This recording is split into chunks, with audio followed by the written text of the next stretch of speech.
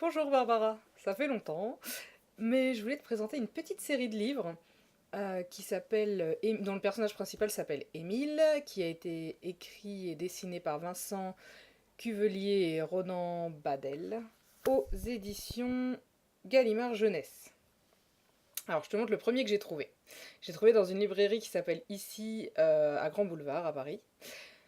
Donc j'ai trouvé ce livre et je l'ai trouvé assez intriguant par le titre, du coup je l'ai lu et je suis tombée un peu amoureuse de ce personnage, qui donc est un petit garçon qui veut faire de l'activité parce que sa mère a décidé qu'il fallait faire de l'activité. En gros, il subit pas mal de ce que sa mère décide, mais il se retrouve toujours à tirer son épingle du jeu et à trouver de l'intérêt dans ce qui au départ plutôt ne lui convenait pas forcément.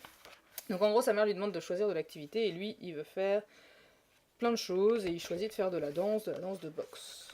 Donc, je te mets juste des images pour que tu vois le visuel un peu. Donc sa mère lui fait plein de prépositions et quand il dit qu'il veut faire de la danse, sa mère lui dit qu'il n'y aura que des filles. Et il répond: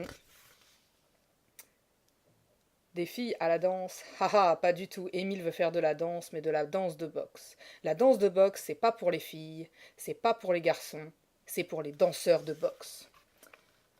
Alors, c'est un personnage très sympa et il y a beaucoup de références au fait que justement, c'est pas parce que c'est un garçon qu'il peut pas danser.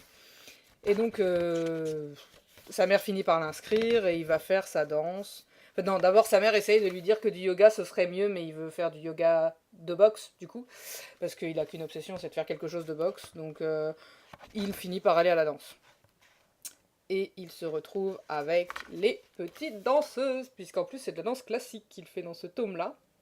Et il aime bien. Voilà, donc je te donne juste la fin, mais en gros, lui, ça lui a bien plu finalement d'être qu'avec des filles et de pouvoir faire ses trucs à lui en même temps. Voilà, donc j'ai trouvé ça plutôt... Excuse-moi pour le bruit du micro, j'ai un chat qui essaye de s'incruster. Léon, descend. Voilà, donc ça j'ai trouvé ça plutôt rigolo. Et puis, un peu plus tard, je suis tombée sur un autre de la série. En fait, je savais pas que c'était une série au départ, j'ai juste trouvé... Alors au dos, j'avais bien vu, mais j'en avais pas cherché spécialement d'autres. Et là, j'ai trouvé Émile va au thé dansant. Alors, comme tu sais que je fais plein de danses de salon, je pouvais pas ne pas le lire et ne pas l'adorer. Donc, Émile, il a une copine, ce qui étonne un petit peu sa mère, puisque sa copine, je te montre une image tout de suite. Sa copine, alors du coup je trouve les copines de sa copine, mais voilà. Sa copine, c'est elle. Et elle l'invite au thé dansant. Ce qui étonne un petit peu sa mère qui pensait qu'il pourrait préférer aller en boum, mais c'est pas du tout pareil, puisqu'il va à un thé dansant, donc il va danser et boire du thé. Mais on lui donne du jus de pomme, mais il appelle ça du thé, sinon ce serait pas un thé dansant et ce serait quand même nul. Et du coup, on le voit danser un passo avec une copine de sa copine. Il a l'air très sérieux, c'est ça qui me plaît beaucoup.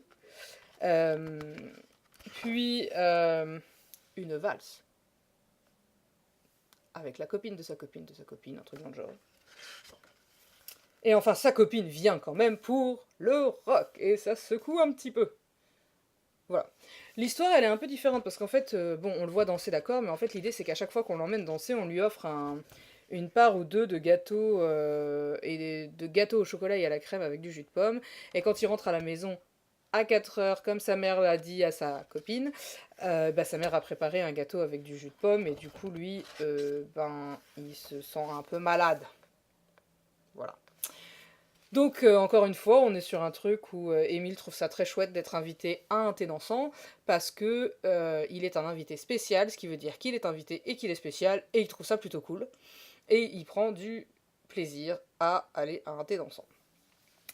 Aujourd'hui même, je suis retournée en librairie puisque j'avais commandé une bande dessinée sur la physique quantique. Ça n'a aucun rapport, mais j'avais envie de te le dire quand même. Et je suis tombée sur un autre épisode d'Émile. Émile et les autres. Sa mère essaye de le forcer à aller jouer au bac à sable avec ses copains. Enfin, au bac à sable. Ouais, je crois que c'est dans un bac à sable, mais en tout cas, peu importe, c'est au parc avec ses copains. Mais lui, il a pas de copains. Et sa mère lui promet que son amoureuse sera là, enfin sa chérie, je crois, enfin bref, sera là. Et elle est même pas là. Voilà, donc je te montre. Les couleurs des couvertures intérieures, etc. changent d'une histoire à l'autre complètement. Donc en fait lui il est même en train de lire un livre intéressant sur les tapisseries du Moyen-Âge, voilà. Et donc tout le livre va avoir l'imaginaire du garçon par rapport à cette tapisserie du Moyen-Âge, où il va s'imaginer du coup dans un rôle, dans un de ces rôles-là. Et il n'a pas du tout envie d'y aller, voilà. Alors ça par exemple, hop, on a encore les tapisseries, avec lui qui est sur le cheval, alors ici, qui est sur le cheval, et ça a priori c'est sa copine ou je sais pas. Voilà. Ah oui, voilà. Emilium, Julie, ta chérie, Emilium, les autres. Voilà, c'est ce qui est écrit en haut. Donc c'est parce qu'il s'imagine dans la tapisserie de Bayeux, quelque chose dans ce style-là. Ce que je trouve particulièrement drôle, parce qu'il va continuer donc avec sa métaphore de la tapisserie tout le long du livre. Et il va se retrouver avec ses potes. Et il trouve pas ça drôle, même s'il les imagine sortis d'une tapisserie. Et finalement, il va se faire une copine, parce qu'il y arrive quand même toujours. Donc lui, il a dit qu'il resterait sur son banc, donc il va sur un banc. Voilà. Et la dame avec les pigeons lui fait très plaisir quand elle chasse méchamment un petit garçon et son ballon. Attends, tu vois pas, là. Donc voilà, elle chasse le petit garçon qui joue avec son ballon et ça fait bien plaisir à notre ami Émile, qui lui veut pas du tout être avec les enfants de son âge, il faut quand même pas exagérer. Et quand c'est l'heure de partir, Émile veut plus du tout partir parce que il est très content, très très content de jouer avec les autres. Voilà, donc je suis un peu embêtée parce que c'est une série beaucoup plus longue, hein, il y en a beaucoup plus et ça me donne vraiment envie d'en lire plus. Je trouve ça très drôle, j'aime beaucoup le type de dessin. L'illustrateur donne bien les mouvements, je trouve que c'est assez sympa. Autant au niveau de la danse qu'au niveau des jeux, je trouve que ça fonctionne bien.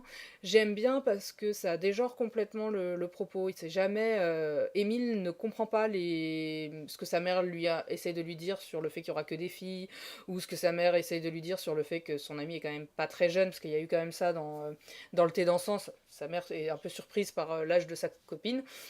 Et ce que je trouve chouette, c'est que Emile, c'est justement un personnage qui s'en fout. Lui, il est dans son univers à lui, qui est un univers onirique et qui est un univers assez sympa, en fait, parce que j'en ai lu un quatrième sur les Émile rêve. C'est le jour où il doit partir en vacances et en fait, il est dans ses rêves tout le temps.